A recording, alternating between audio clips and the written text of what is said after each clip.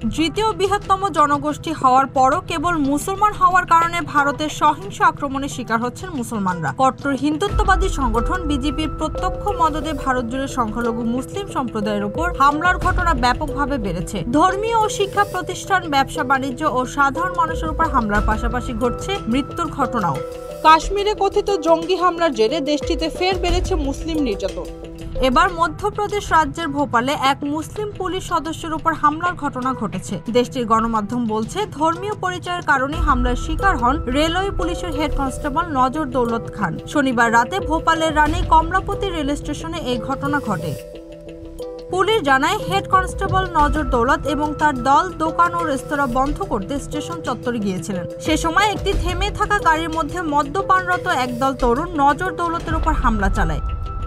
ঘটনাটির একটি ভিডিও থেকে দেখা যায়, হামলাকারীরা পুলিশের জিপের দরজা খুলে ভেতরে ঢুকে নজর দৌলতকে মারধর করছেন। সন্দীপ ও কমল রঘুবংশী নামের নজর দৌলতের অন্য দুই সঙ্গী কনস্টেবল তাকে বাঁচাতে হস্তক্ষেপ করলে অভিযুক্ত তরুণদের একজন বলেন, তোমরা হিন্দু ভাই, তোমরা এখান থেকে সরে যাও। Z news, Dhaka.